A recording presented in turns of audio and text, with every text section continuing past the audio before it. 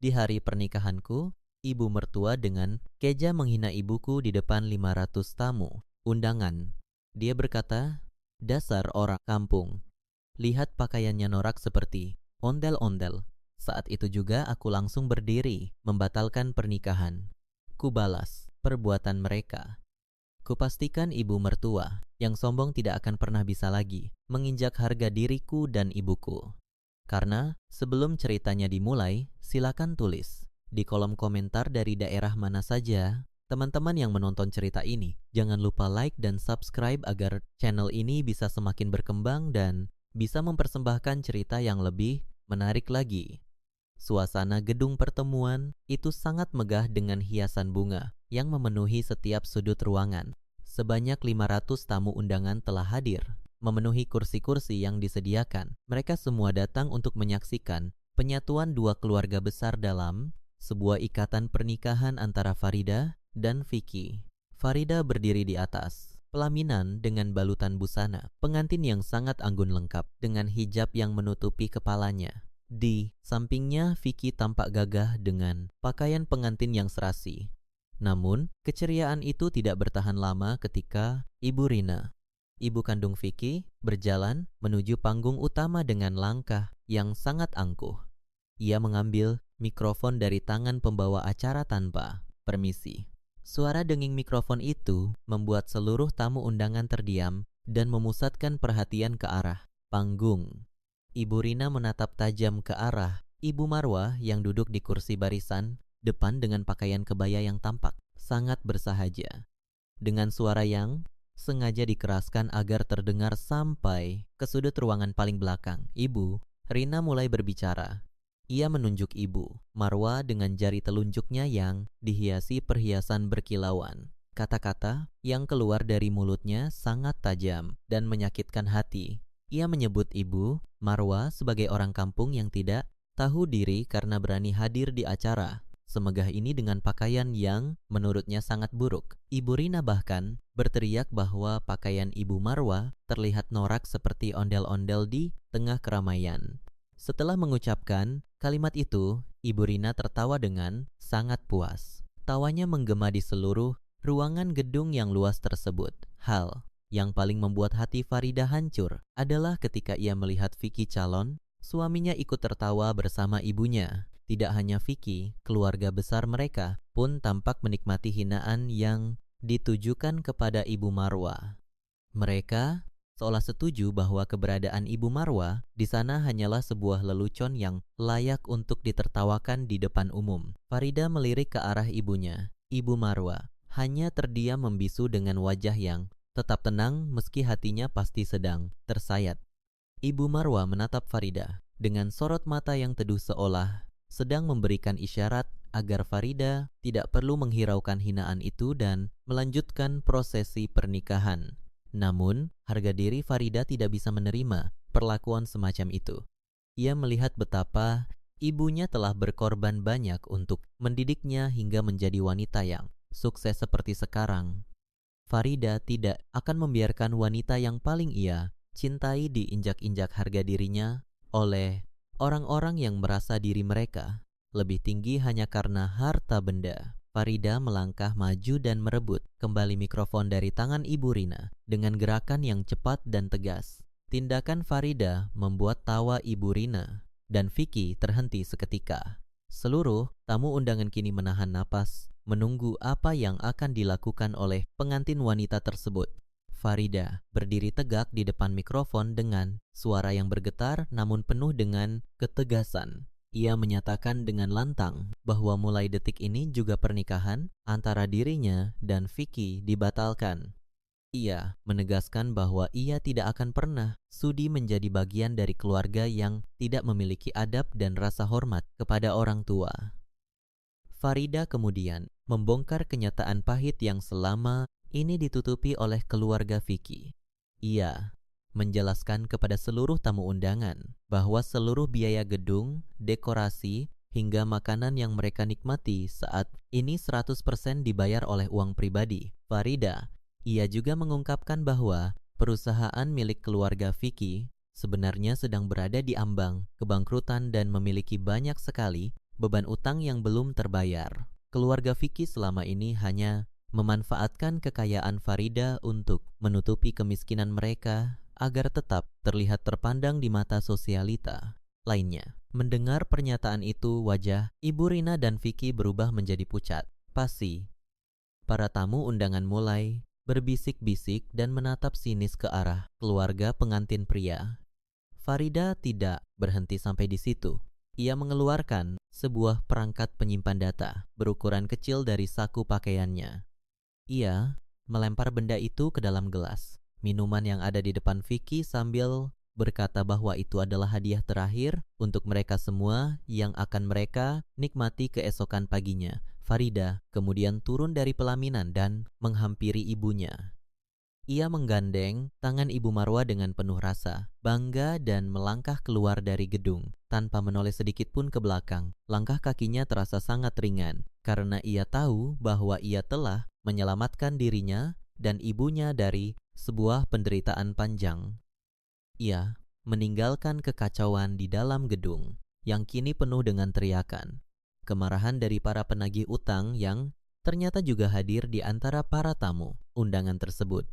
Cahaya matahari pagi mulai masuk melalui celah jendela kamar Farida. Berita tentang pembatalan pernikahan yang terjadi kemarin malam telah menjadi pembicaraan hangat di berbagai platform media sosial.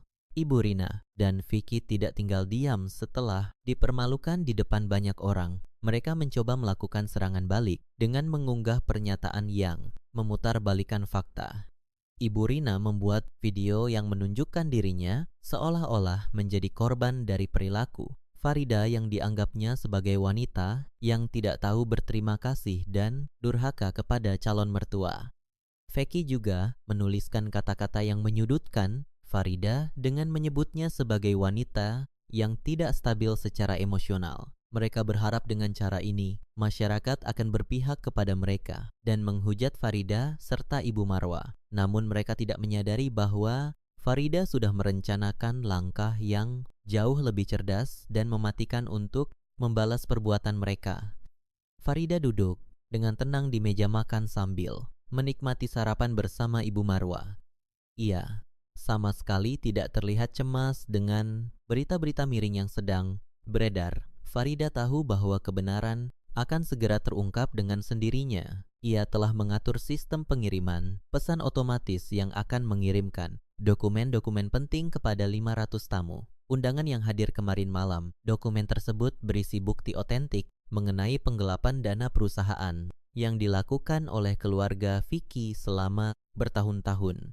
Selain itu, terdapat daftar utang piutang yang sangat besar yang mereka sembunyikan dari publik. Farida juga menyertakan rekaman suara saat Vicky dan ibunya merencanakan untuk menguras seluruh harta Farida segera setelah pernikahan berlangsung.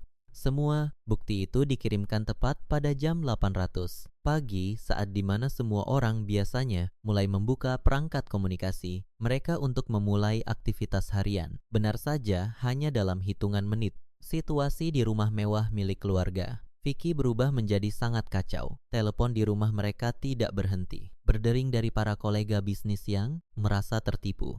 Banyak dari mereka yang langsung memutuskan hubungan kerjasama secara sepihak setelah mengetahui kondisi keuangan keluarga Vicky yang sebenarnya. Tidak lama kemudian, beberapa kendaraan mulai berdatangan ke halaman rumah Vicky. Mereka bukanlah tamu yang ingin berkunjung, melainkan para pemberi pinjaman yang datang untuk menagih janji pembayaran yang sudah lama jatuh tempo.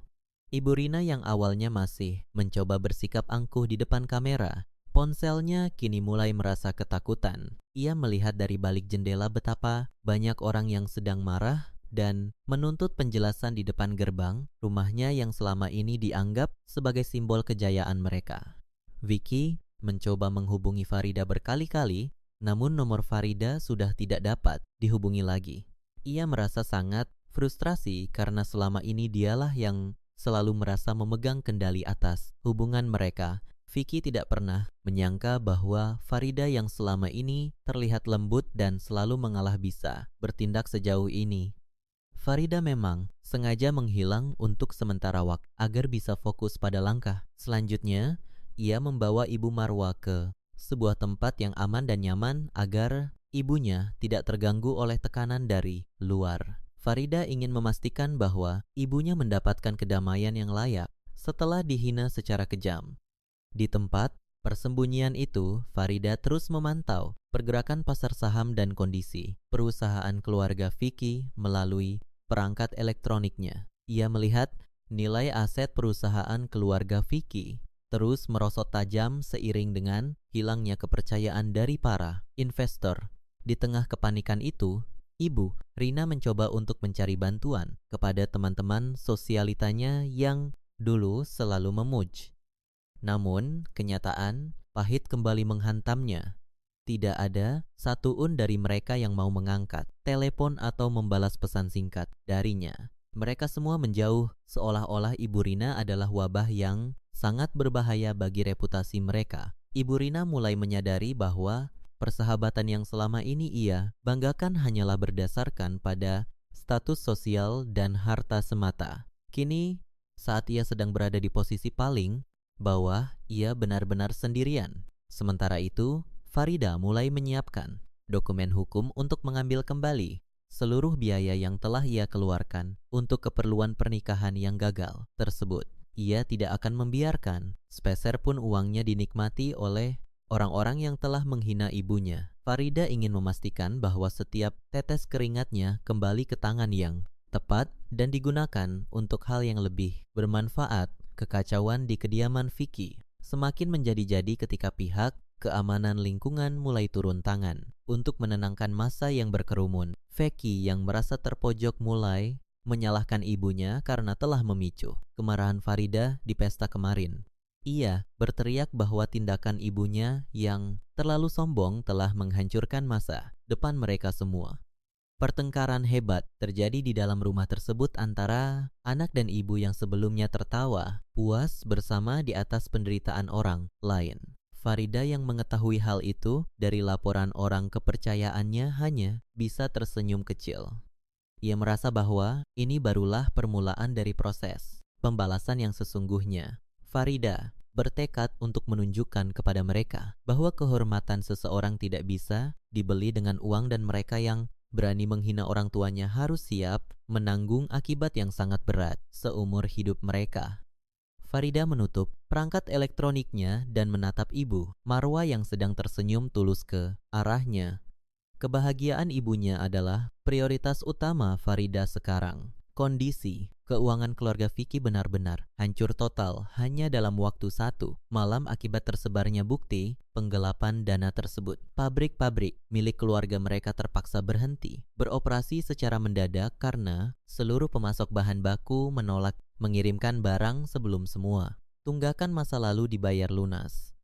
Para pekerja pabrik mulai melakukan aksi unjuk rasa di halaman depan kantor pusat untuk menuntut kejelasan nasib dan pembayaran gaji mereka yang ternyata sudah tertunggak selama beberapa bulan. Di tengah situasi yang sangat kacau balau tersebut, Ibu Rina berusaha keras mencari jalan keluar untuk menyelamatkan sisa-sisa kehormatan dan harta kekayaannya yang semakin menipis.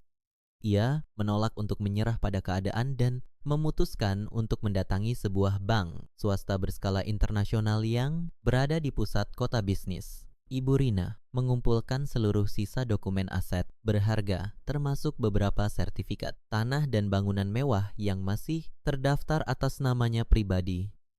Ia berniat menjadikan semua aset tersebut sebagai agunan untuk mendapatkan pinjaman dana segar bernilai ratusan miliar. Sebelum berangkat menuju bank, Ibu Rina menghabiskan waktu berjam-jam di depan cermin untuk merias wajahnya setebal mungkin guna menutupi gurat, kelelahan dan kepanikan yang sangat jelas terlihat.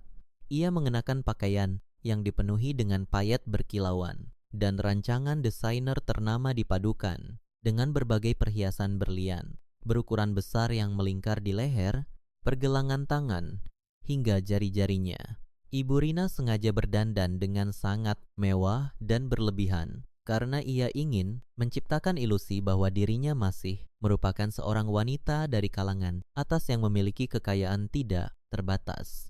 Ia beranggapan bahwa penampilan fisik yang glamor akan membuat pihak bank merasa segan dan langsung menyetujui permohonan pinjamannya tanpa perlu melakukan pemeriksaan latar belakang yang terlalu ketat. Setibanya di gedung bank yang menjulang tinggi tersebut, Ibu Rina turun dari kendaraan mewahnya dengan langkah kaki yang dibuat seangkuh mungkin. Ia melangkah masuk melewati pintu kaca otomatis dan langsung mengabaikan sapaan ramah dari petugas keamanan yang sedang berjaga di dekat pintu masuk. Ibu Rina berjalan lurus menuju area pelayanan khusus nasabah, prioritas dengan kepala tegak. Saat seorang pegawai bank menghampirinya untuk menanyakan keperluan dan memintanya mengambil nomor antrean Ibu Rina, langsung membentak pegawai tersebut di hadapan banyak orang. Ia menyatakan dengan suara keras bahwa dirinya adalah seorang pebisnis kelas atas yang tidak memiliki waktu untuk mengantre seperti masyarakat biasa. Ibu Rina menuntut agar dirinya segera dipertemukan dengan direktur utama bank tersebut detik itu, juga karena ia mengklaim akan membawa keuntungan besar bagi perusahaan mereka. Keributan kecil yang ditimbulkan oleh Ibu Rina membuat beberapa nasabah lain menoleh dan menatapnya dengan perasaan risih. Seorang manajer cabang akhirnya keluar dari ruangannya untuk menenangkan Ibu Rina. Dengan senyum profesional yang sangat terlatih, manajer tersebut mempersilahkan Ibu Rina untuk masuk dalam sebuah lift khusus yang akan membawanya langsung menuju lantai paling atas, tempat di mana ruangan jajaran petinggi bank berada. Sepanjang perjalanan di dalam lift, Ibu Rina tersenyum sinis dan merasa sangat bangga karena taktik intimidasinya terbukti berhasil membuat para pegawai bank tersebut tunduk pada kemauannya. Pintu lift terbuka dan menampilkan sebuah lorong panjang berlapis karpet tebal yang sangat sunyi dan elegan. Manajer cabang tersebut mengarahkan Ibu Rina menuju sebuah pintu kayu berukir yang sangat besar dan berat di ujung lorong. Setelah mengetuk pintu dengan pelan, manajer itu mempersilahkan Ibu Rina masuk ke dalam ruangan yang sangat luas dengan pemandangan cakrawala kota yang menakjubkan dari balik jendela kaca raksasa. Di tengah ruangan tersebut terdapat sebuah meja kerja dari kayu solid yang sangat mengkilap. Seseorang sedang duduk membelakangi pintu masuk, menghadap ke arah jendela sambil memeriksa tumpukan dokumen. Ibu Rina langsung melangkah maju dan meletakkan tas mewahnya di atas meja kerja tersebut dengan suara yang cukup keras. Ia berdeham dan mulai berbicara dengan nada yang sangat merendahkan. Ibu Rina memerintahkan orang yang duduk di kursi tersebut untuk segera berbalik dan menyiapkan formulir pencairan dana karena ia ingin menggadaikan beberapa properti dengan nilai taksir yang sangat fantastis. Kursi kulit berukuran besar itu perlahan berputar menghadap ke arah Ibu Rina. Betapa terkejutnya Ibu Rina ketika melihat sosok yang sedang duduk dengan sangat tenang di balik meja kekuasaan tersebut. Sosok itu adalah Farida, wanita yang baru saja membatalkan pernikahan dengan putranya dan membuat kehidupan keluarganya hancur, berantakan. Farida tampil sangat profesional dan berwibawa dengan pakaian kerja yang dijahit rapi serta balutan, hijab yang dikenakan dengan sangat anggun. Wajah Farida memancarkan aura ketegasan dan kecerdasan yang luar biasa. Ibu Rina terbelalak dan napasnya seakan terhenti sejenak. Ia mengedipkan matanya berkali-kali seolah tidak percaya dengan penglihatan di depannya. Ibu Rina yang merasa sangat gengsi langsung meninggikan suaranya dan menuduh Farida telah menyusup ke dalam ruangan direktur untuk mempermainkannya. Ia berteriak memanggil pihak keamanan bank untuk segera menyeret Farida keluar dari gedung tersebut karena dianggap sebagai pembohong dan penyusup yang berbahaya. Farida sama sekali tidak terpengaruh oleh teriakan Hisina. Ia hanya menyandarkan punggungnya ke sandaran kursi sambil menatap tajam ke arah mantan calon ibu mertuanya tersebut. Farida menyatukan kedua tangannya di atas meja dan menjelaskan dengan nada suara yang datar namun sangat menusuk. Ia memberitahu Ibu Rina bahwa tidak akan ada petugas keamanan yang datang untuk mengusirnya karena Farida sendirilah pemilik ruangan ini. Farida mengungkapkan sebuah fakta yang selama ini tidak pernah diketahui oleh keluarga Vicky, yaitu bahwa Farida merupakan pemegang saham mayoritas sekaligus pembuat keputusan tertinggi di bank multinasional ini. Bisnis utama Farida selama ini sengaja ia sembunyikan dari Vicky karena ia ingin melihat ketulusan pria tersebut. Namun sayangnya, Vicky dan keluarganya hanya peduli pada uang dan status sosial semata. Mendengar penjelasan tersebut, lutut Ibu Rina seketika terasa lemas. Seluruh kesombongan yang ia bangun sejak pagi tadi runtuh tak bersisa, digantikan oleh rasa malu dan ketakutan yang teramat sangat mendalam. Tanpa membuang waktu lebih lama, Farida membuka sebuah map tebal yang sedari tadi berada di atas mejanya. Ia mengeluarkan selembar surat resmi berstempel dan menyerahkannya ke hadapan Ibu Rina. Farida menjelaskan bahwa ia menolak secara tegas permohonan pinjaman yang diajukan oleh Ibu Rina. Lebih dari itu, Farida menyatakan bahwa dokumen yang baru saja ia serahkan adalah surat perintah penyitaan seluruh aset properti milik keluarga Vicky yang diagunkan pada pinjaman bertahun-tahun. Sebelumnya, Farida membacakan rincian klausul perjanjian yang menyatakan bahwa karena keluarga Vicky telah gagal membayar cicilan beserta bunganya selama tenggat waktu yang ditentukan, maka pihak bank berhak mengambil alih kepemilikan aset tersebut terhitung mulai hari ini. Ibu Rina mencoba memohon dan menangis terseduh-seduh meminta kelonggaran waktu kepada Farida. Namun, keputusan Farida sudah bulat. Farida memanggil 2 orang petugas keamanan berbadan tegap untuk mengawal Ibu Rina keluar dari gedung bank. Ibu Rina berjalan tertatih-tatih meninggalkan ruangan tersebut dengan perasaan hancur, lebur, membawa kenyataan bahwa ia kini telah benar-benar kehilangan segalanya. Sesampainya di rumah dengan pikiran yang kosong dan langkah yang gontai, Ibu Rina mendapati sebuah amplop tebal berhiaskan tinta emas tergeletak di atas meja ruang tamu. Vicky yang sedang duduk dengan wajah frustrasi menyodorkan amplop tersebut kepada ibunya. Amplop itu berisi sebuah undangan eksklusif untuk menghadiri sebuah acara jamuan makan malam bisnis tingkat tinggi yang hanya dihadiri oleh para konglomerat terpilih. Dalam surat undangan tersebut tertulis bahwa acara ini diselenggarakan khusus untuk menyambut kehadiran seorang investor raksasa yang sedang mencari mitra bisnis lokal untuk menyuntikkan dana bernilai triliunan rupiah. Mata Ibu Rina yang sebelumnya sembab karena menangis kini kembali berbinar penuh harapan. Ia merasa bahwa Tuhan masih memberikan satu jalan keluar terakhir untuk menyelamatkan nasib keluarganya dari jurang kemiskinan.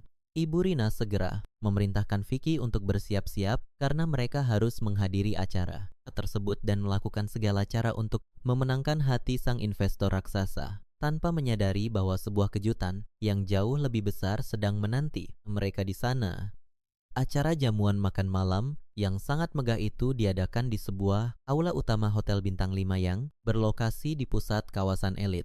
Ruangan tersebut disulap menjadi sebuah tempat pertemuan yang sangat memukau dengan dekorasi bunga segar yang tertata rapi di setiap sudut. Lampu kristal raksasa menggantung kokoh di langit-langit, memancarkan cahaya yang memantul indah. Pada peralatan makan berbahan perak murni yang tertata di atas meja-meja bundar, ratusan pengusaha papan atas, pejabat tinggi, dan tokoh masyarakat terkemuka hadir memenuhi undangan penting ini. Mereka semua datang dengan satu tujuan yang sama, yaitu mencari peluang kerja sama dengan seorang tokoh misterius yang diakui sebagai penguasa lahan pertanian dan perkebunan terbesar di negeri ini. Tokoh raksasa tersebut merupakan pemilik tunggal dari sebuah korporasi raksasa bernama Grup Agraria Nusantara yang menguasai rantai pasokan, bahan baku, industri dari hulu hingga ke hilir. Kehadiran tokoh ini sangat dinantikan karena sebuah tanda tangan darinya bisa mengubah nasib sebuah perusahaan berskala menengah menjadi perusahaan raksasa dalam waktu semalam. Ibu Rina dan Vicky tiba di lokasi acara dengan perasaan yang campur aduk antara cemas dan penuh harap. Mereka menyewa sebuah kendaraan mewah secara harian hanya untuk menjaga penampilan saat turun di lobi hotel. Ibu Rina kembali memaksakan diri mengenakan pakaian pesta yang sangat mewah. Meskipun ia tahu bahwa tagihan kartu kreditnya sudah tidak mungkin bisa dibayar lagi, ia memoles wajahnya dengan riasan yang sangat tebal untuk menutupi wajah. Pucatnya akibat beban pikiran yang terus menghantuinya sejak penyitaan aset di bank. Vicky berjalan mendampingi ibunya dengan langkah yang dibuat setegas, mungkin mencoba menyembunyikan rasa takut dan malu yang terus menggerogoti mentalnya. Mereka berdua memasuki aula utama dengan senyum palsu yang terus mengembang. Berusaha menyapa beberapa rekan bisnis lama yang sayangnya membalas sapaan mereka dengan tatapan dingin dan penuh selidik. Banyak dari tamu undangan yang sudah mengetahui kabar kebangkrutan keluarga Vicky dan menganggap kehadiran mereka di acara bergengsi ini sebagai sesuatu yang sangat memalukan dan tidak pantas. Saat sedang mencari meja kosong di bagian belakang ruangan, mata Vicky tidak sengaja menangkap sosok yang sangat ia kenal sedang berdiri di dekat area panggung utama. Sosok itu adalah Farida yang tampak sangat bercahaya dan elegan dengan pakaian pesta yang tertutup rapi serta hijab yang menjuntai indah menutupi dadanya. Farida sedang berbincang santai dengan beberapa pengusaha asing yang terlihat sangat menghormatinya. Darah Fikis ketika mendidih melihat wanita yang telah menghancurkan hidupnya kini berdiri dengan penuh kemenangan di tempat yang dipenuhi oleh orang-orang penting. Ia segera menarik lengan ibunya dan menunjuk ke arah Farida. Ibu Rina yang melihat hal tersebut langsung dikuasai oleh rasa benci dan dendam yang mendalam. Tanpa berpikir panjang mengenai etika dan tata krama di acara resmi, Ibu Rina melangkah cepat menghampiri Farida dengan niat untuk mempermalukan wanita itu di depan tamu-tamu kehormatan lainnya. Vicky mengikuti ibunya dari belakang dengan wajah yang sangat tegang. Ibu Rina berdiri tepat di hadapan Farida dan langsung melontarkan kata-kata sindiran yang sangat tajam. Ia menuduh Farida telah menyusup masuk ke dalam acara eksklusif ini dengan cara menyuap penjaga pintu atau memalsukan kartu undangan. Ibu Rina dengan suara yang cukup keras menyatakan bahwa wanita rendahan seperti Farida tidak memiliki tempat di antara para konglomerat yang sesungguhnya. Vicky ikut menimpali dengan mengatakan bahwa Farida sengaja datang ke acara ini hanya untuk mencari pria kaya baru yang bisa dimanfaatkan hartanya setelah ia gagal menguras harta keluarga Vicky. Farida sama sekali tidak terpancing emosi mendengar hinaan bertubi-tubi dari mantan calon suami dan mertuanya tersebut. Ia hanya tersenyum tipis dan menatap mereka berdua dengan sorot mata yang penuh dengan rasa kasihan. Farida tidak membalas satu patah kata pun. Ia hanya diam, mendengarkan ocehan Ibu Rina yang semakin lama semakin menarik perhatian beberapa tamu di sekeliling mereka. Sebelum Ibu Rina sempat memanggil petugas keamanan untuk mengusir Farida, suara pembawa acara menggema dari pengeras suara meminta seluruh tamu undangan untuk segera duduk di tempat masing-masing. Pembawa acara yang berdiri di atas panggung utama mulai memberikan kata sambutan pembuka yang sangat meriah. Ia menjelaskan betapa pentingnya acara malam ini bagi pertumbuhan ekonomi nasional dan bagaimana kerjasama dengan grup agraria Nusantara akan membuka ribuan lapangan pekerjaan baru. Setelah memberikan pengantar yang panjang lebar, pembawa acara akhirnya sampai pada momen yang paling ditunggu-tunggu oleh seluruh tamu undangan. Dengan nada suara yang penuh penghormatan dan antusiasme tinggi, ia memanggil pendiri sekaligus pemilik tunggal grup agraria Nusantara untuk naik ke atas panggung dan memberikan pidato kehormatan. Seluruh tamu undangan berdiri dari kursi mereka dan memberikan tepuk tangan yang sangat gemuruh. Ibu, Rina dan Vicky ikut berdiri dengan mata yang berbinar, berharap bisa melihat wajah sang penyelamat bisnis mereka dan segera mengatur strategi untuk mendekatinya setelah acara pidato selesai. Semua pandangan kini tertuju pada pintu masuk khusus tamu VVIP yang berada di sebelah kanan panggung. Pintu ganda berukuran besar itu terbuka secara perlahan dan keluarlah sosok yang membuat napas Ibu Rina dan Vicky seakan terhenti seketika. Sosok yang berjalan dengan sangat tenang dan penuh wibawa menuju panggung utama tersebut bukanlah seorang pria berjas rapi atau pengusaha asing seperti yang dibayangkan banyak orang. Sosok itu adalah Ibu Marwa, ibu kandung Farida yang beberapa hari lalu dihina habis-habisan oleh Ibu Rina dan disebut mirip ondel-ondel kampungan kini, berdiri di atas panggung sebagai sosok yang paling dihormati di ruangan tersebut. Ibu Marwa mengenakan pakaian kebaya modern yang sangat elegan namun tetap mempertahankan kesederhanaannya. Sorot matanya sangat tajam, namun memancarkan keteduhan seorang pemimpin sejati. Ruangan yang tadinya dipenuhi suara tepuk tangan kini berubah menjadi hening karena pesona dan aura kekuasaan yang dipancarkan oleh Ibu Marwa sangat rasa memenuhi seluruh sudut ruangan. Vicky tanpa sadar memundurkan langkahnya hingga menabrak kursi di belakangnya. Sementara mulut Ibu Rina terbuka lebar tanpa bisa mengeluarkan sepatah kata pun akibat guncangan mental yang luar biasa hebat. Ibu Marwa berdiri di balik mimbar, pidato dan mengatur posisi mikrofon. Dengan tenang, ia menyapu pandangannya ke seluruh penjuru ruangan hingga matanya bertatapan langsung dengan mata Ibu Rina yang kini terlihat sangat ketakutan. Ibu Marwa memulai pidatonya dengan suara yang lembut namun memiliki ketegasan yang tidak bisa dibantah oleh siapapun.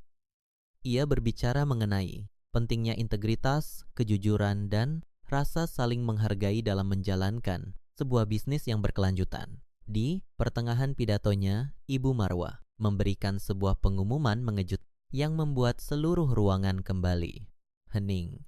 Ia menyatakan bahwa mulai detik ini juga Grup Agraria Nusantara memutus seluruh kontrak kerjasama secara permanen dengan perusahaan milik keluarga Vicky. Ia memaparkan bahwa keputusan ini diambil karena perusahaan tersebut terbukti tidak memiliki etika bisnis yang baik dan dipimpin oleh orang-orang yang tidak bisa menghargai martabat manusia. Ibu Marwa kemudian menandatangani dokumen pemutusan kontrak tersebut langsung di atas panggung yang disaksikan oleh ratusan pasang mata yang hadir. Mendengar pengumuman pemutusan kontrak secara sepihak dan permanen di depan umum tersebut, pertahanan fisik dan mental Ibu Rina akhirnya hancur, lebur. Harapan terakhirnya untuk menyelamatkan keluarga dari kebangkrutan telah dimusnahkan oleh wanita yang pernah ia injak-injak harga dirinya. Pandangan mata Ibu Rina mulai berkunang-kunang. Keringat dingin membasahi seluruh tubuhnya dan tak lama kemudian ia jatuh pingsan di atas lantai aula yang dingin. Beberapa tamu undangan yang berada di dekatnya justru menjauh dan memandang jijik ke arah tubuh Ibu Rina yang tergeletak lemah. Tidak ada satu orang pun yang berniat menolong, karena mereka tahu bahwa berurusan dengan keluarga Vicky sama saja dengan mencari masalah dengan Ibu Marwa. Vicky yang dilanda kepanikan luar biasa segera berlutut di samping ibunya sambil menangis dan memohon bantuan kepada orang-orang di sekitarnya. Farida yang melihat pemandangan menyedihkan tersebut dari kejauhan hanya membalikkan badannya dan berjalan keluar dari aula tanpa rasa penyesalan sedikit pun, meninggalkan Vicky yang kini harus menghadapi kenyataan pahit bahwa kesombongan keluarganya telah membawa mereka menuju kehancuran yang abadi. Kekacauan yang terjadi di aula hotel megah itu meninggalkan bekas luka yang sangat dalam bagi harga diri Vicky. Setelah menyeret ibunya yang pingsan keluar dari tempat acara dengan susah payah dan menanggung rasa malu yang luar biasa di hadapan ratusan pasang mata, Vicky mengurung dirinya di dalam kamar tidurnya yang gelap. Pikirannya dipenuhi oleh rasa amarah yang mendidih dan rasa frustrasi yang tidak terbendung. Ia melemparkan berbagai barang ke dinding kamarnya, menghancurkan cermin dan mengutuk nama Farida berulang kali. Vicky merasa bahwa seluruh kehancuran hidupnya saat ini adalah murni kesalahan Farida. Ia tidak mau mengakui bahwa keserakahan dan keburukan keluarganya sendirilah yang membawa mereka ke titik terendah ini. Dalam keputusasaannya, pikiran licik Vicky mulai merencanakan sebuah serangan balasan yang sangat kotor. Ia bertekad untuk menghancurkan nama baik Farida hingga wanita itu memohon ampun dan bersedia mengembalikan semua kontrak kerja sama bisnis keluarganya. Vicky membuka komputer, jinjingnya dan mulai menjelajahi bagian tersembunyi dari jaringan internet untuk mencari seseorang yang bisa membantunya melakukan kejahatan digital. Setelah mencari selama beberapa jam, Vicky akhirnya berhasil menghubungi seorang peretas anonim yang mengklaim memiliki kemampuan luar biasa dalam merusak privasi seseorang. Vicky menggunakan sisa dana simpanan rahasianya untuk membayar jasa peretas tersebut di muka. Ia memberikan instruksi yang sangat kejam, memerintahkan peretas itu untuk memanipulasi berbagai foto menjadi gambar-gambar skandal yang sangat tidak pantas dengan menggunakan wajah Farida. Ia ingin foto-foto palsu tersebut disebarkan ke seluruh rekan bisnis, keluarga, dan media sosial agar reputasi Farida sebagai wanita berhijab yang terhormat hancur lebur tanpa sisa. Vicky tersenyum sinis di depan layar komputernya, membayangkan betapa Farida akan menangis memohon kepadanya untuk menghentikan penyebaran foto-foto tersebut. Vicky merasa sangat yakin bahwa rencana pemerasannya kali ini akan berhasil dengan sempurna karena ia menganggap Farida tidak memiliki pengetahuan apapun tentang dunia kejahatan siber. Ia menunggu dengan penuh ketidaksabaran pesanan kejahatannya selesai dikerjakan. Namun, Vicky sama sekali tidak menyadari bahwa ia baru saja masuk ke dalam jurang yang jauh lebih dalam. Peretas yang ia hubungi dan ia bayar dengan mahal tersebut sebenarnya adalah kepala divisi keamanan teknologi informasi yang bekerja secara eksklusif untuk perusahaan milik Farida. Sang ahli teknologi tersebut segera melacak sumber pesanan dan menemukan identitas Vicky, lalu melaporkan seluruh rencana busuk itu langsung kepada Farida. Farida yang sedang duduk santai di ruang kerjanya mendengarkan laporan tersebut dengan wajah yang sangat tenang. Tidak ada raut kepanikan sedikit pun di wajahnya. Farida justru menginstruksikan anak buahnya tersebut untuk berpura-pura menyanggupi permintaan Vicky. Farida menyusun strategi serangan balik yang jauh lebih mematikan. Ia memerintah ahli teknologinya untuk menggunakan celah keamanan dari koneksi yang dibangun Vicky untuk meretas balik seluruh perangkat elektronik milik mantan calon suaminya tersebut. Farida tahu persis bahwa pria pengecut seperti Vicky pasti menyimpan banyak rahasia kotor di dalam ponsel dan komputernya. Tepat pada tengah malam, Vicky menerima pesan singkat dari sang peretas yang menyatakan bahwa sistem telah siap dan Vicky hanya perlu menekan satu tombol persetujuan di layarnya untuk menyebarkan foto skandal Farida. Dengan tangan gemetar karena kegirangan, Vicky menekan tombol tersebut. Seketika itu, juga layar komputernya berkedip terang, lalu berubah menjadi gelap gulita. Mesin pendingin komputernya berderu kencang. Bukannya mengirimkan file palsu tentang Farida, sistem justru mengunci perangkat Vicky dan mulai menyedot seluruh data pribadi yang tersimpan di dalamnya.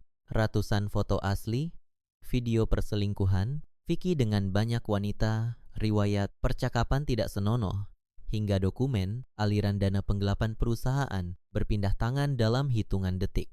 Algoritma yang ditanamkan oleh anak buah Farida langsung mengunggah seluruh bukti kebejatan Vicky tersebut ke berbagai forum publik dan mengirimkannya secara otomatis ke seluruh kontak yang ada di ponsel Vicky. Yang paling menghancurkan adalah fakta bahwa beberapa wanita simpanan Vicky ternyata adalah menantu dari sahabat-sahabat arisan Ibu Rina. Sementara itu, Ibu Rina yang baru saja sadar dari pingsannya dan sedang berbaring lemah di ruang tengah, tiba-tiba dikagetkan oleh suara dering ponselnya yang bertubi-tubi. Ratusan notifikasi pesan masuk secara bersamaan. Saat ia membuka layar ponselnya, jantungnya seakan berhenti berdetak. Ia melihat foto-foto menjijikan putranya sendiri tersebar luas. Belum sempat ia mencerna apa yang terjadi. Panggilan telepon dari teman-teman sosialitanya mulai berdatangan.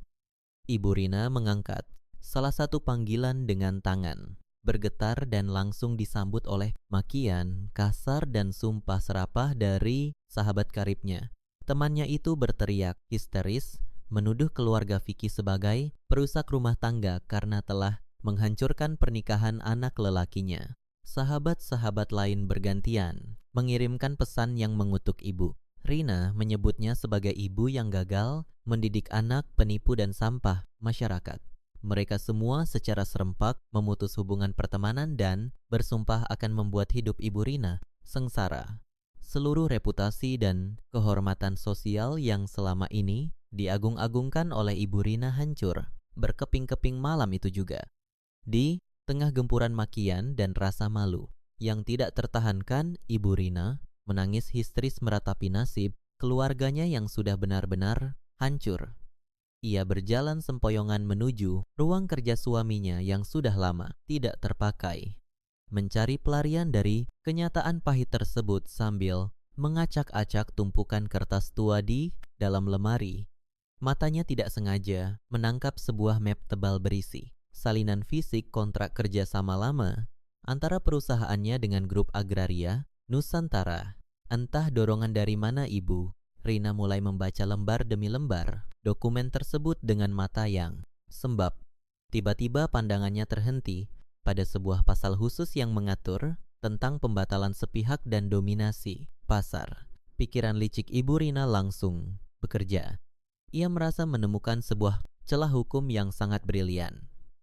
Ia meyakini bahwa pasal tersebut melarang pihak grup agraria Nusantara untuk memutus kontrak secara sepihak tanpa memberikan kompensasi ganti rugi yang sangat besar. Senyum mengerikan mulai terbentuk di wajah Ibu Rina. Di tengah kehancuran keluarganya, ia merasa menemukan senjata pamungkas untuk menyeret Ibu Marwah ke pengadilan, menuntut ganti rugi ratusan miliar rupiah, dan membalikkan keadaan menjadi kemenangan gemilang bagi keluarganya. Keesokan harinya, Ibu Rina mengumpulkan sisa-sisa tenaga dan keberaniannya untuk menjalankan rencana balas dendam melalui jalur hukum. Ia membongkar tempat penyimpanan rahasianya dan mengambil beberapa perhiasan pusaka terakhir yang berhasil ia sembunyikan dari sitaan pihak ban. Ia mendatangi sebuah tempat pegadaian tertutup untuk menukarkan perhiasan tersebut dengan sejumlah uang tunai. Ia rela merendahkan harga dirinya, menawar harga di tempat pegadaian demi mendapatkan modal untuk menyewa pengacara. Dengan membawa uang tunai tersebut, Ibu Rina langsung mendatangi kantor seorang pengacara terkenal yang memiliki reputasi sangat buruk di kalangan praktisi hukum. Pengacara ini dikenal sangat licik menghalalkan segala cara untuk menang dan sangat menyukai kasus-kasus kontroversial yang melibatkan perusahaan raksasa. Ibu Rina masuk ke dalam ruangan pengacara tersebut dengan sikap angkuh yang kembali ia paksakan menyerahkan salinan kontrak tua itu dan menjelaskan rencananya untuk menggugat grup agraria Nusantara atas tuduhan praktik monopoli dan pelanggaran kontrak berat. Pengacara tersebut membaca pasal yang ditunjukkan oleh Ibu Rina dengan saksama. Senyum serakah perlahan muncul di wajahnya. Ia melihat peluang untuk mendapatkan komisi yang luar biasa besar jika berhasil memenangkan gugatan ini atau setidaknya memaksa pihak lawan untuk memberikan uang damai dalam jumlah fantastis. Pengacara itu meyakinkan Ibu Rina bahwa mereka memiliki dasar hukum yang sangat kuat untuk menghancurkan Ibu Marwah. Ia berjanji akan menyusun berkas gugatan paling tajam dan segera mendaftarkannya ke pengadilan negeri. Ibu Rina merasa sangat puas mendengarnya. Ia merasa bahwa penderitaannya selama beberapa hari terakhir akan segera terbayar lunas. Ia sudah membayangkan dirinya kembali hidup bergelimang harta dan melihat Farida serta ibunya berlutut memohon ampun kepadanya di ruang sidang. Dengan penuh percaya diri, Ibu Rina bahkan menghubungi beberapa media berita lokal untuk memberikan pernyataan pers sepihak. Di depan kamera, ia menangis, memposisikan dirinya sebagai pengusaha kecil yang dizalimi, ditindas, dan dihancurkan secara paksa oleh keangkuhan sebuah perusahaan raksasa yang kejam. Berita mengenai gugatan hukum tersebut segera menyebar luas dan menjadi topik utama di berbagai saluran berita bisnis. Farida dan Ibu Marwah sedang duduk tenang di ruang keluarga. Mereka sambil menikmati secangkir teh hangat ketika berita itu ditayangkan di layar televisi. Ibu Marwah menatap layar dengan sedikit kerutan di dahi, memikirkan apakah masalah ini akan mengganggu operasional perusahaannya. Namun Farida sama sekali tidak terlihat terkejut apalagi khawatir. Farida meletakkan cangkir tehnya perlahan dan tersenyum lembut ke arah ibunya. Ia menggenggam tangan Ibu Marwa dan menjelaskan bahwa semua yang terjadi saat ini, termasuk gugatan hukum yang diajukan oleh Ibu Rina, sudah berada di dalam kendalinya. Farida mengungkap sebuah rahasia yang mengejutkan. Pasal yang dianggap sebagai celah hukum oleh Ibu Rina sebenarnya adalah sebuah perangkap mematikan yang sengaja disisipkan oleh tim hukum Farida berbulan-bulan yang lalu. Tepat pada saat Farida mulai mencurigai niat buruk keluarga Vicky terhadap hartanya, Farida menjelaskan dengan sangat rinci bagaimana perangkap itu bekerja. Pasal tersebut memang terlihat seperti memberikan perlindungan kepada pihak yang diputus kontraknya. Namun di balik itu terdapat sebuah syarat mutlak yang tidak disadari oleh Ibu Rina dan pengacaranya yang terlalu rakus. Syarat mutlak tersebut mengharuskan pihak penggugat untuk membuktikan kerugian material mereka dengan cara membuka seluruh rekam jejak keuangan perusahaan dan kekayaan pribadi secara transparan kepada pengadilan tanpa ada satuan yang ditutupi. Farida tahu persis bahwa pembukuan keuangan keluarga Vicky dipenuhi dengan kebohongan, manipulasi, pajak, dan aliran dana gelap. Dengan mengajukan gugatan ini, Ibu Rina secara sukarela menyerahkan lehernya sendiri ke tiang gantungan hukum. Farida sengaja memancing mereka agar membawa masalah ini ke meja hijau supaya pihak berwenang memiliki dasar yang sah untuk melakukan audit menyeluruh terhadap seluruh bisnis keluarga Vicky yang korup tersebut. Proses hukum pun berjalan cepat. Majelis hakim yang menangani kasus perdata tersebut mengeluarkan surat perintah yang mewajibkan kedua belah pihak untuk menyerahkan hasil audit keuangan resmi selama 5 tahun terakhir. Grup Agraria Nusantara menyerahkan tumpukan dokumen keuangan mereka yang sangat rapi, transparan, dan tidak memiliki celah kesalahan sedikit. Di sisi lain, pengacara Ibu Rina dengan sangat terpaksa harus menyerahkan dokumen pembukuan keluarga Vicky kepada tim auditor independen yang ditunjuk oleh pengadilan. Begitu para ahli keuangan mulai memeriksa dokumen-dokumen milik keluarga Vicky, mereka segera menemukan berbagai kejanggalan yang sangat fatal. Mereka tidak hanya menemukan bukti kebangkrutan yang disembunyikan, tetapi juga menemukan skema pencucian uang berskala besar, penggelapan dana, pinjaman, dan transfer uang ilegal ke berbagai rekening fiktif. Temuan ini sangat mengejutkan pihak pengadilan. Kasus yang awalnya hanya berupa sengketa perdata biasa seketika berubah status menjadi kejahatan pidana ekonomi tingkat tinggi yang melibatkan campur tangan pihak kepolisian dan kejaksaan. Malam itu, di kediaman keluarga Vicky yang kini terasa suram karena beberapa perabotannya sudah dijual, Ibu Rina dan Vicky sedang duduk bersama membicarakan rencana masa depan mereka. Mereka sedang asyik menghitung perkiraan uang ganti, rugi yang akan mereka terima, dan merencanakan liburan mewah untuk memulihkan stres mereka. Lamunan serakah mereka terhenti seketika saat terdengar suara sirine kepolisian yang sangat nyaring mendekati rumah mereka. Cahaya lampu rotator kendaraan polisi menembus masuk melalui jendela ruang tamu. Terdengar suara langkah kaki berat bersepatu bot berlarian di halaman depan, disusul dengan gedoran keras di pintu utama.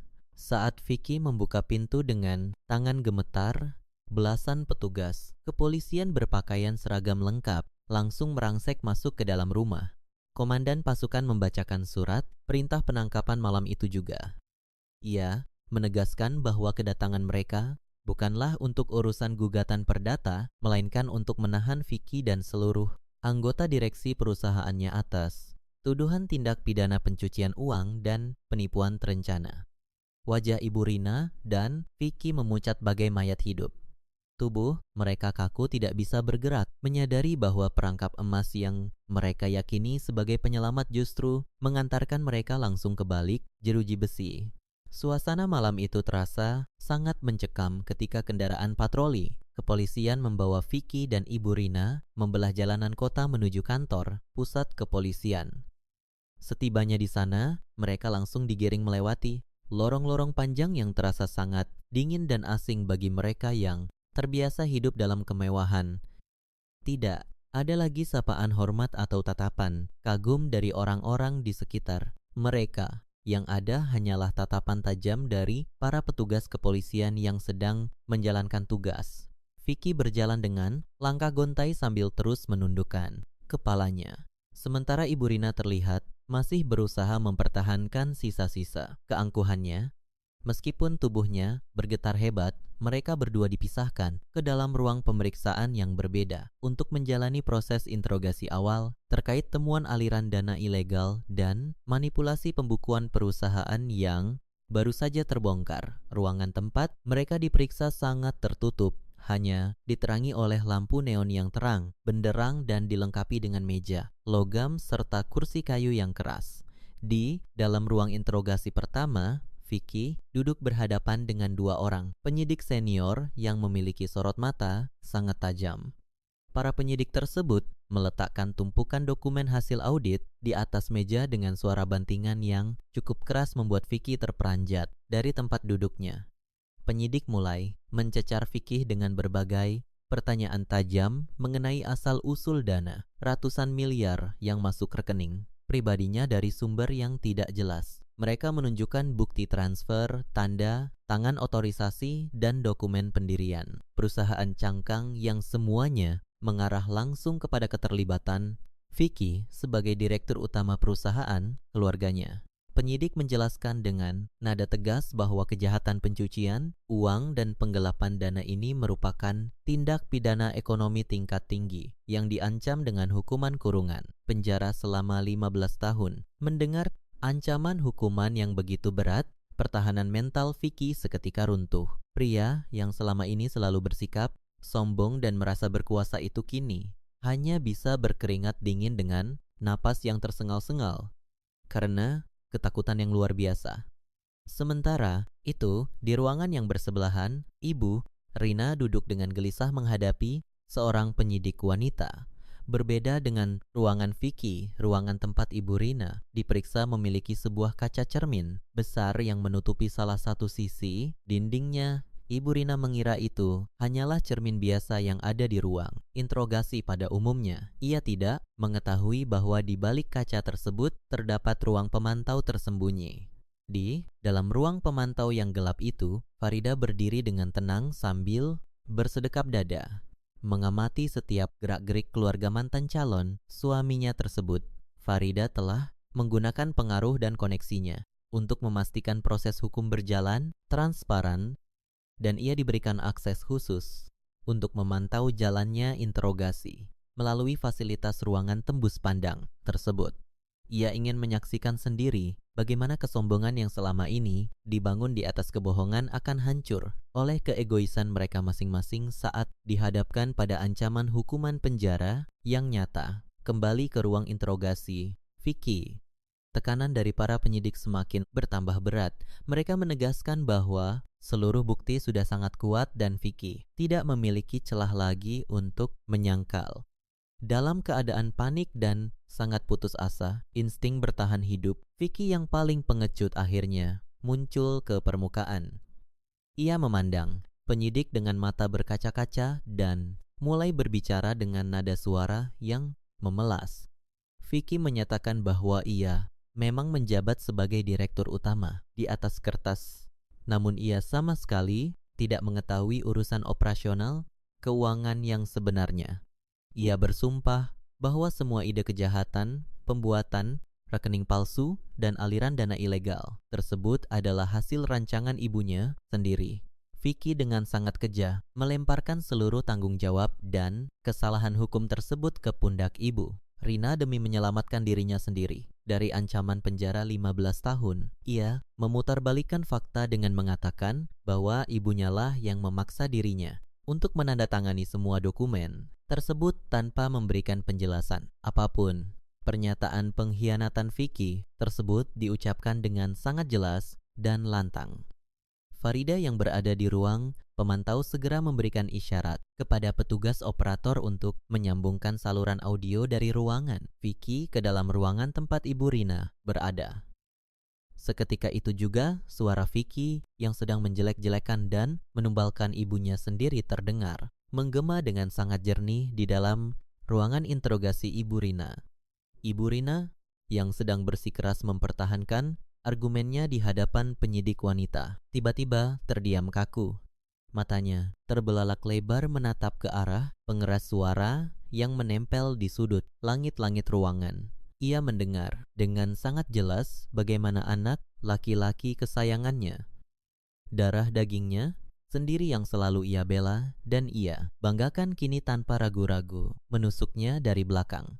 Vicky terus berbicara dan merinci bagaimana Ibu Rina memanipulasi dewan direksi dan menyembunyikan uang hasil kejahatan untuk gaya hidup mewahnya. Setiap kata yang keluar dari mulut Vicky terasa seperti bilah pisau yang menghujam tepat ke jantung Ibu Rina. Perasaan hancur, tidak percaya, dan sakit hati yang teramat sangat mendera jiwa Ibu Rina. Pada detik itu juga, air matanya menetes tanpa bisa ditahan. Bukan lagi air mata ketakutan, melainkan air mata kepedihan dari seorang ibu yang dikhianati oleh anaknya sendiri. Semua pengorbanan yang ia lakukan selama ini, termasuk rela merendahkan martabatnya demi mencarikan jodoh kaya untuk Vicky, ternyata dibalas dengan pengkhianatan yang sangat keji di saat mereka berdua sedang menghadapi kehancuran. Ibu Rina menundukkan kepalanya dalam-dalam, membiarkan isak tangisnya memenuhi ruangan tersebut. Penyidik wanita yang berada di hadapannya hanya terdiam memberikan waktu bagi Ibu Rina untuk mencerna kenyataan pahit tersebut. Di balik kaca, tembus pandang, Farida menata pemandangan itu dengan wajah datar, namun memancarkan kepuasan yang mendalam. Ia melihat langsung bagaimana hukum karma bekerja dengan sangat cepat dan akurat, menghancurkan fondasi kepercayaan dalam keluarga yang dibangun di atas dasar kejahatan dan keserakahan. Setelah tangisnya mereda, tatapan mata Ibu Rina berubah drastis. Kesedihan dan keputusasaannya kini telah berganti menjadi kobaran amarah dan kebencian yang sangat membara terhadap putranya sendiri.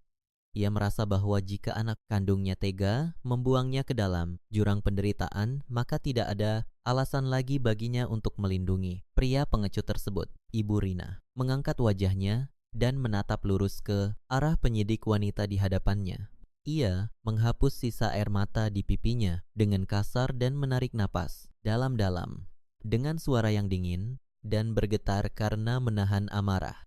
Ibu Rina menyatakan bahwa ia bersedia bekerja sama sepenuhnya dengan pihak kepolisian untuk membongkar seluruh jaringan kejahatan ekonomi keluarganya. Ia meminta penyidik untuk mencatat setiap patah kata yang akan ia ucapkan selanjutnya sebagai keterangan resmi yang akan memberatkan hukuman putranya. Ibu Rina kemudian membongkar sebuah rahasia besar yang selama ini tidak diketahui oleh siapapun, bahkan oleh suaminya sendiri.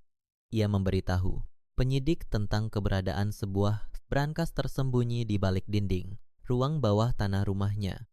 Bu Rina menyebutkan kode kombinasi brankas tersebut dan menjelaskan bahwa di dalamnya terdapat buku besar pembukuan ganda dan puluhan alat perekam suara rahasia. Ia mengungkapkan bahwa selama bertahun-tahun ia selalu merekam setiap pertemuan bisnis ilegal yang dipimpin langsung oleh Vicky sebagai alat pertahanan dirinya jika suatu saat terjadi hal-hal yang tidak diinginkan. Ibu Rina membeberkan bahwa Vicky adalah otak utama di balik semua manipulasi tersebut dan ia memiliki semua bukti. Rekaman suara saat Vicky memberikan instruksi untuk menggelapkan uang perusahaan. Pengakuan mengejutkan dari Ibu Rina ini menjadi kunci utama yang akan memastikan Vicky tidak akan pernah bisa lari dari jeratan hukum maksimal. Farida tersenyum puas dari balik kaca pemantau, menyadari bahwa kedua orang angku tersebut akhirnya saling menghancurkan hidup mereka sendiri tanpa perlu ia campur tangan lebih jauh. Beberapa hari telah berlalu sejak malam interogasi yang penuh dengan pengkhianatan tersebut. Vicky dan Ibu Rina kini mendekam di dalam sel tahanan, sementara yang terasa sangat pengap dan mematikan harapan. Mereka ditempatkan di blok yang sama, namun tidak saling bertegur sapa. Kebencian di antara ibu dan anak itu sudah mengakar sangat dalam. akibat saling tuduh dan saling menjatuhkan di hadapan penyidik. Kehidupan mewah yang selama ini mereka banggakan kini terasa seperti sebuah mimpi buruk yang sangat jauh. Mereka tidak lagi bisa menikmati makanan lezat atau tidur di atas kasur yang empuk. Setiap hari mereka harus menghadapi kenyataan bahwa masa depan mereka telah hancur dan ancaman hukuman belasan tahun penjara sudah menanti di depan mata. Dalam kondisi fisik dan mental yang sangat rapuh tersebut, mereka berdua dilanda keputusasaan yang luar biasa mendalam. Tidak ada satupun pengacara hebat yang mau membela mereka karena bukti-bukti kejahatan yang diserahkan oleh Ibu Rina sudah sangat lengkap dan tidak bisa dibantah lagi oleh dalih hukum apapun. Di tengah situasi yang sangat mencekam tersebut, seorang petugas penjaga sel mendatangi mereka dan memberitahukan bahwa ada seseorang yang ingin menjenguk. Petugas tersebut membawa Vicky dan Ibu Rina ke sebuah ruang pertemuan khusus yang dijaga ketat. Saat mereka melangkah masuk ke dalam ruangan tersebut, mereka melihat Farida sedang duduk dengan sangat anggun di kursi tamu. Penampilan Farida tampak sangat sempurna, memancarkan aura ketenangan dan kekuasaan yang membuat Vicky dan Ibu Rina merasa semakin kerdil. Farida menatap kedua orang yang pernah merendahkan ibunya tersebut dengan tatapan yang sulit diartikan. Ia tidak menunjukkan ekspresi marah atau mengejek, melainkan hanya sebuah tatapan dingin yang menusuk hingga ke tulang. Sumsum. Vicky dan Ibu Rina duduk di hadapan Farida dengan kepala tertunduk, tidak berani membalas tatapan wanita yang kini memegang kendali penuh atas nasib mereka berdua. Keheningan yang menyiksa menyelimuti ruangan tersebut. Selama beberapa saat sebelum akhirnya, Farida mulai berbicara. Farida membuka percakapan dengan nada suara yang tenang namun sangat tegas. Ia menjelaskan bahwa seluruh aset kekayaan keluarga Vicky saat ini sedang dalam proses penyitaan oleh negara untuk menutupi kerugian, perusahaan dan denda hukum. Namun, Farida menawarkan sebuah kesepakatan yang terdengar seperti sebuah angin segar bagi Vicky dan Ibu Rina. Farida menyatakan bahwa ia bersedia menarik semua gugatan perdata yang ia ajukan atas nama perusahaannya dan akan memberikan rekomendasi keringanan hukuman kepada pihak kejaksaan agar mereka tidak mendapatkan vonis maksimal. Sebagai imbalannya, Farida mengajukan satu syarat yang tidak bisa ditawar sama sekali. Ia meminta Vicky dan Ibu Rina untuk melakukan konferensi pers yang disiarkan secara langsung di berbagai stasiun televisi nasional. Dalam siaran tersebut, mereka diwajibkan untuk meminta maaf secara terbuka kepada Ibu Marwa, mengakui semua kejahatan yang telah mereka lakukan, dan mengakui bahwa mereka telah bersikap sangat angkuh dan danim terhadap keluarga Farid. Mendengar syarat tersebut, Vicky dan Ibu Rina terdiam kaku. Meminta maaf secara publik berarti mereka harus menghancurkan sisa-sisa harga diri dan kehormatan mereka di hadapan seluruh rakyat negeri ini. Mereka harus mengakui kekalahan mereka dari orang-orang yang dulu mereka sebut sebagai orang kampung dan kampungan. Namun di sisi lain, bayangan menghabiskan belasan tahun hidup di balik jeruji besi yang dingin membuat akal sehat mereka akhirnya mengalahkan kesombongan tersebut dengan air mata yang mengalir membasahi wajah. Vicky dan Ibu Rina menganggukkan kepala mereka, tanda setuju. Mereka memohon kepada Farida untuk segera mengatur konferensi pers agar penderitaan mereka bisa sedikit berkurang. Farida berdiri dari tempat duduknya, merapikan pakaiannya dengan tenang dan meninggalkan ruangan tersebut tanpa mengucapkan sepatah kata pun. Meninggalkan dua manusia yang kini telah benar-benar kehilangan arah hidup mereka. Keesokan harinya, sebuah ruangan di kantor kepolisian disulap menjadi tempat konferensi pers darurat. Puluhan wartawan dari berbagai media massa telah berkumpul dengan kamera yang menyala terang, menantikan pernyataan dari keluarga pengusaha yang sedang menjadi sorotan publik tersebut. Vicky dan Ibu Rina digiring masuk ke dalam ruangan dengan mengenakan pakaian tahanan resmi. Wajah mereka terlihat sangat kuyu, pucat dan penuh dengan penyesalan. Kilatan lampu kamera dari para wartawan menyambut kedatangan mereka membuat suasana semakin terasa menekan. Mereka duduk di kursi yang telah disediakan dengan mikrofon yang berjajar di hadapan mereka. Di tempat yang berbeda, Ibu Marwa duduk di ruang keluarga rumahnya, menyaksikan siaran langsung tersebut melalui layar televisi dengan perasaan yang sangat tenang dan damai. Ia melihat bagaimana orang-orang yang dulu menghinanya kini berada di titik terendah dalam hidup mereka. Dengan suara yang bergetar dan terisak-isak, Ibu Rina mulai membacakan teks permintaan maaf yang telah disiapkan. Ia mengakui segala kesalahannya, kesombongannya, dan kekejamannya terhadap Ibu Marwa dan Farida. Ia menangis terseduh-seduh, memohon ampunan kepada masyarakat dan khususnya kepada Ibu Marwa atas semua perbuatan hina yang telah ia lakukan. VCA pun melakukan hal yang sama. Ia menundukkan kepalanya dalam-dalam, mengakui bahwa dirinya adalah seorang pria pengecut yang hanya memanfaatkan kekayaan Farida dan bersekongkol melakukan kejahatan ekonomi yang merugikan banyak pihak.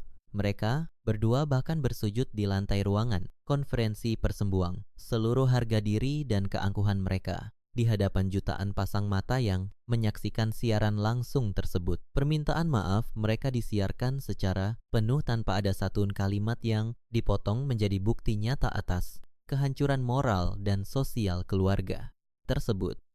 Setelah konferensi selesai dan kamera televisi dimatikan, Vicky dan Ibu Rina merasa sedikit lega karena mengira bahwa penderitaan mereka akan segera berakhir sesuai dengan janji Farida. Namun saat mereka sedang digiring kembali menuju sel tahanan, Farida yang sejak tadi berdiri memantau di sudut ruangan berjalan menghampiri mereka. Farida menatap tajam ke arah mata mereka berdua dan membisikkan sebuah kenyataan yang membuat dunia Vicky dan Ibu Rina kembali runtuh. Ketika Farida menjelaskan dengan suara yang sangat dingin bahwa dalam sistem hukum pidana, sebuah kasus kejahatan ekonomi dan pencucian uang tidak akan pernah bisa dibatalkan atau ditarik kembali. Meskipun pelapor telah mencabut laporannya, Farida mengungkapkan bahwa konferensi pers yang baru saja mereka lakukan bukanlah jalan untuk mendapatkan keringanan hukuman, melainkan sebuah pengakuan bersalah secara publik yang justru akan digunakan oleh pihak kejaksaan sebagai alat bukti tambahan yang sangat kuat di pengadilan nanti. Farida berbalik dan berjalan, meninggalkan lorong tersebut, meninggalkan Vicky dan Ibu Rina yang kini berdiri mematung dengan perasaan hancur yang berkali-kali lipat lebih menyakitkan. Mereka baru menyadari bahwa Farida tidak pernah berniat untuk memaafkan apalagi menyelamatkan mereka. Farida hanya ingin memastikan bahwa mereka hancur sehancur-hancurnya, baik secara sosial, moral, maupun hukum. Beberapa bulan kemudian, palu keadilan pun akhirnya diketuk.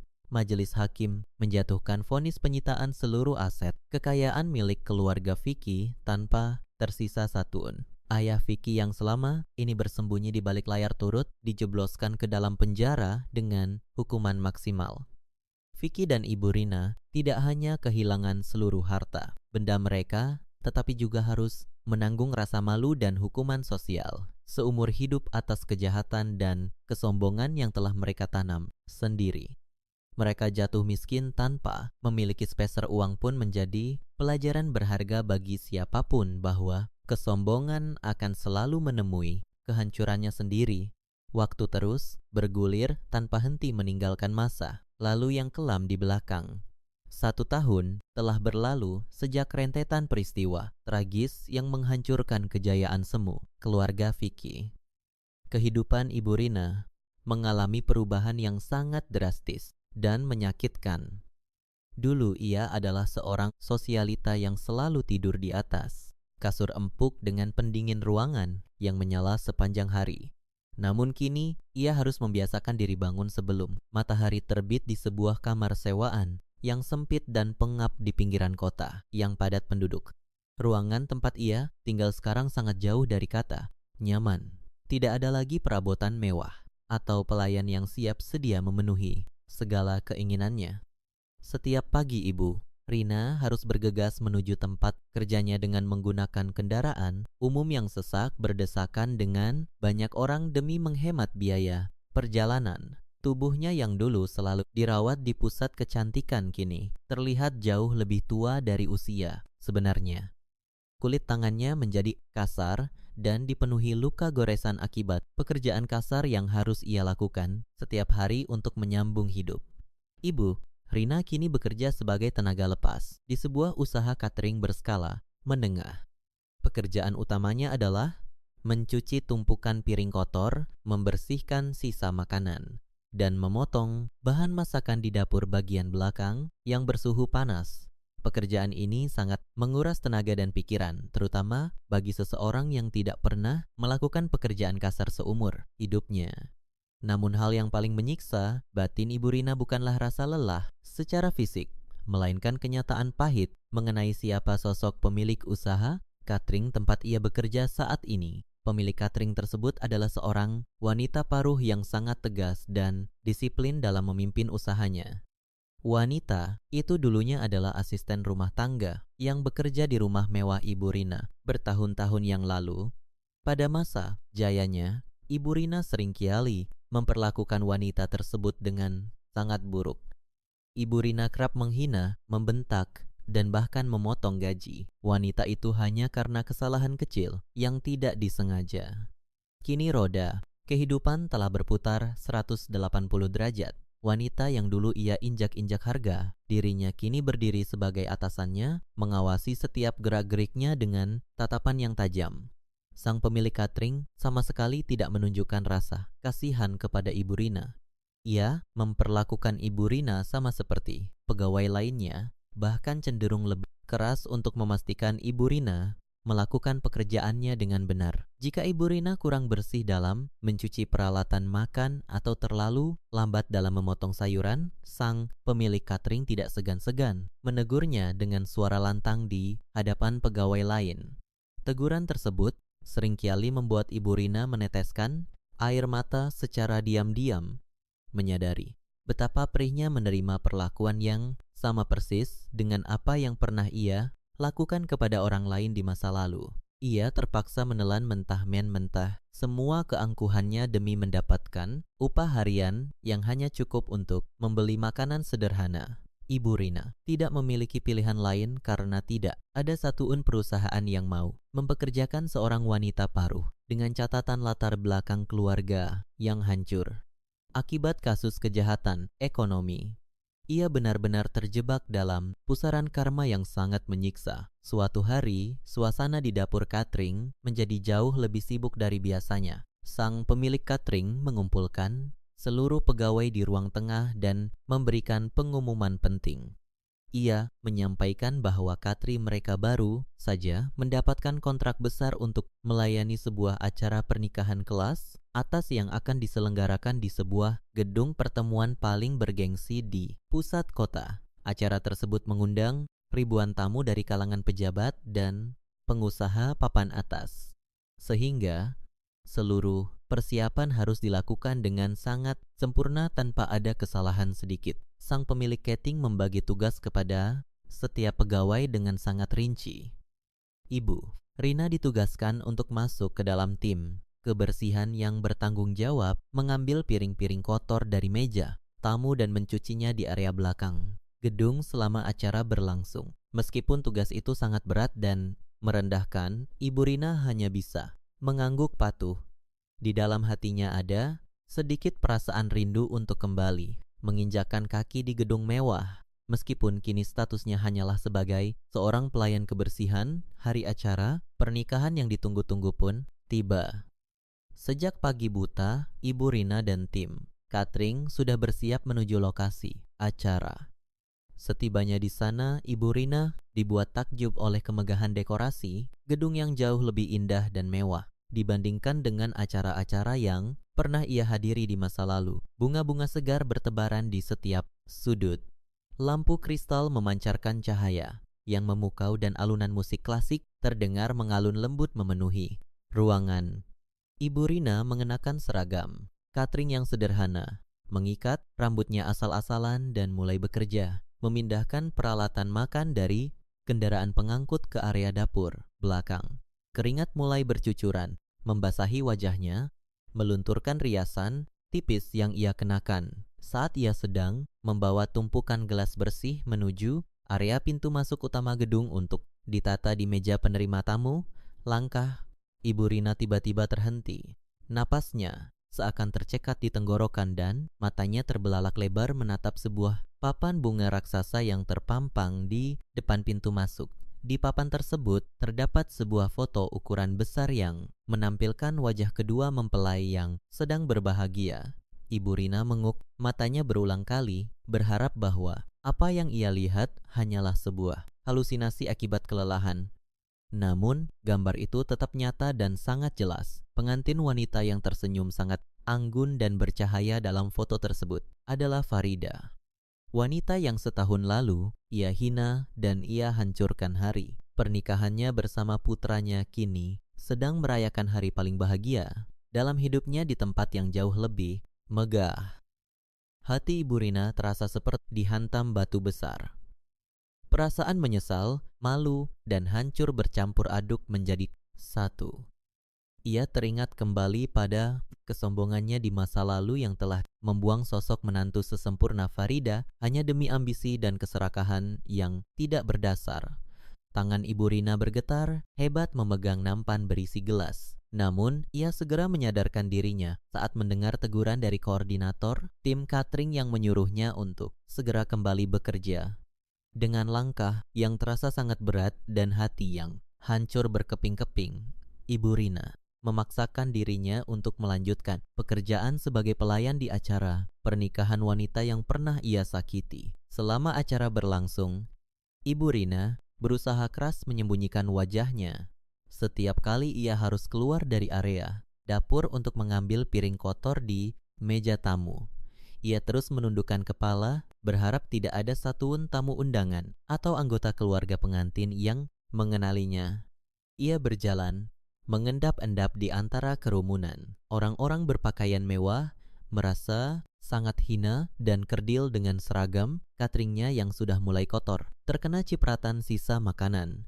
Dari kejauhan, ia bisa melihat Farida berdiri di atas pelaminan berdampingan dengan seorang pria yang terlihat sangat berwibawa, sukses dan menatap Farida dengan penuh cinta. Berbeda jauh dengan Vicky yang pengecut dan manipulatif, pria yang kini menjadi suami Farida memancarkan aura seorang pelindung yang sejati. Ibu Rina juga melihat Ibu Marwa duduk di deretan kursi tamu kehormatan paling depan. Ibu Marwa terlihat sangat dihormati oleh seluruh tamu yang hadir. Banyak pengusaha besar yang datang menghampirinya hanya untuk sekadar memberikan salam hormat. Menyaksikan pemandangan itu, Ibu Rina semakin menyadari betapa bodohnya ia di masa lalu.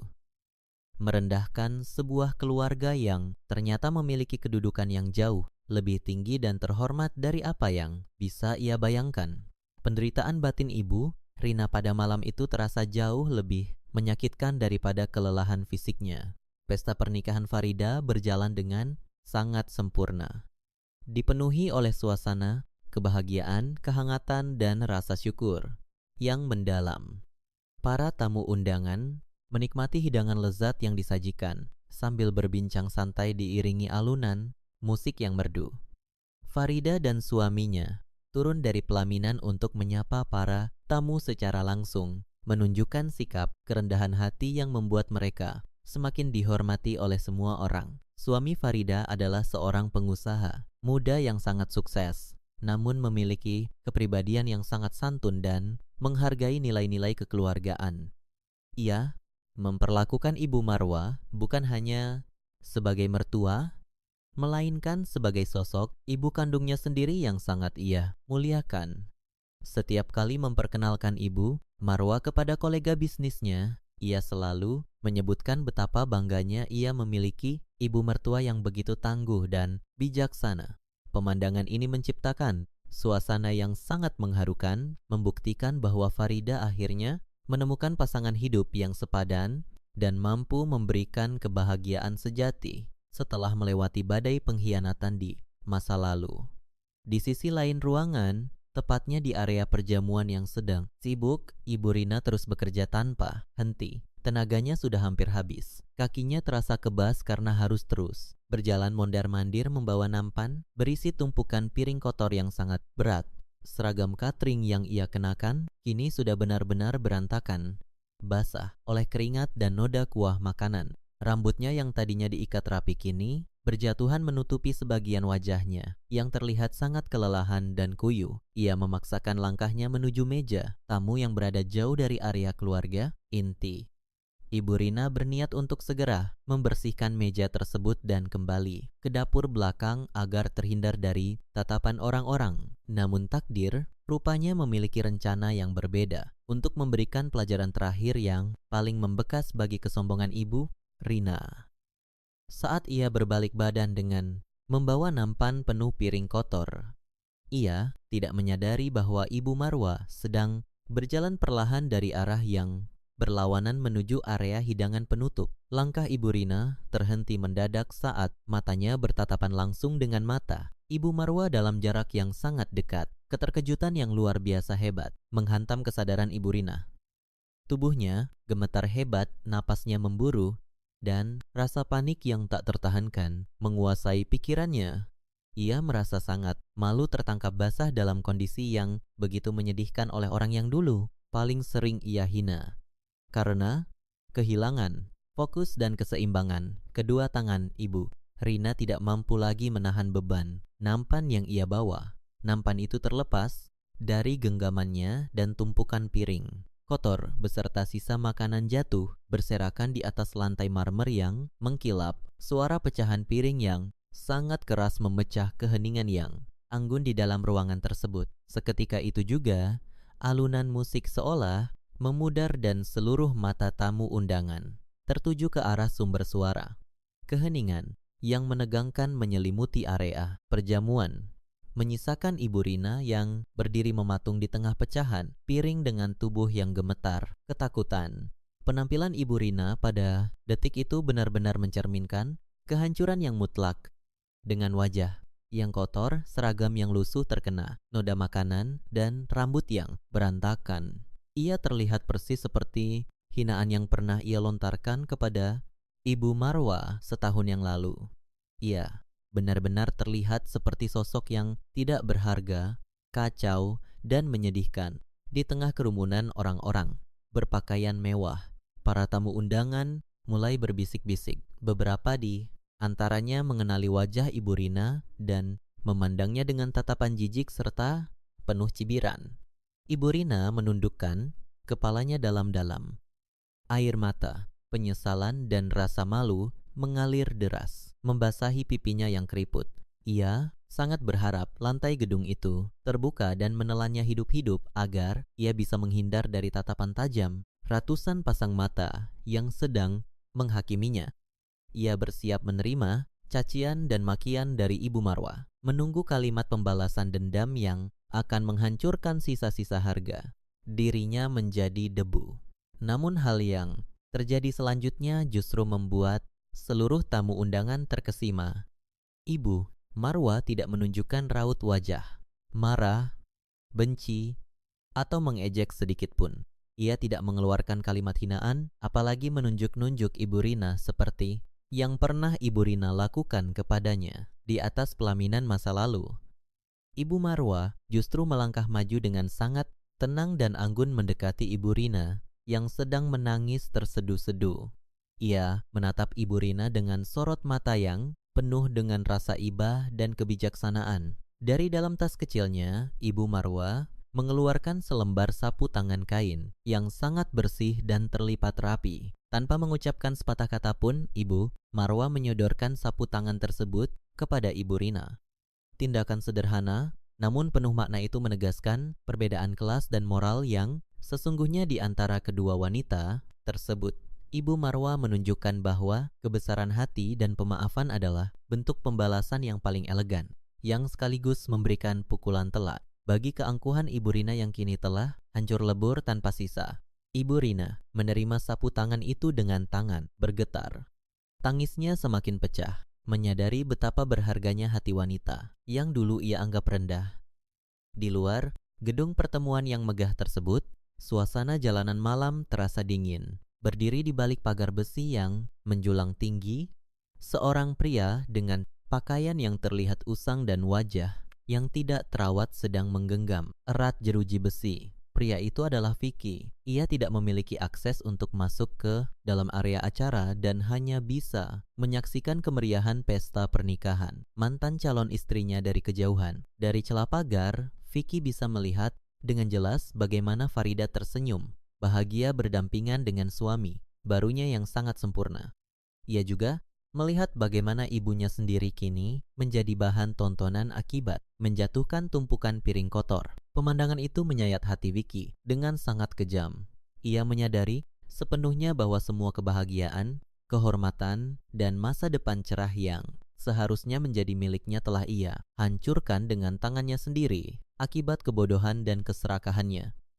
Air mata penyesalan mengalir deras membasahi wajah Vicky. Ia menangis tergugu di tengah gelapnya, malah meratapi nasibnya yang kini tidak memiliki apa-apa selain rasa bersalah yang akan menghantuinya seumur hidup. Keadilan pada akhirnya benar-benar ditegakkan dengan cara yang paling memuaskan.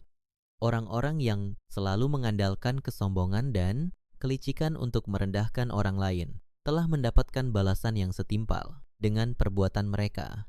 Ibu Rina harus menghabiskan sisa hari-harinya hidup dalam penyesalan dan bekerja keras sebagai pelayan untuk menebus segala kesalahan masa lalunya. Vicky yang kehilangan arah hidupnya harus menanggung beban mental dan rasa malu yang tidak akan pernah hilang dari ingatannya. Sementara itu, Farida dan Ibu Marwa melanjutkan kehidupan mereka dengan penuh kedamaian dan kebahagiaan. Mereka membuktikan bahwa kehormatan sejati tidak diukur dari seberapa banyak harta yang dipamerkan, melainkan dari seberapa kuat seseorang mempertahankan integritas dan kebaikan hatinya di tengah ujian yang paling berat.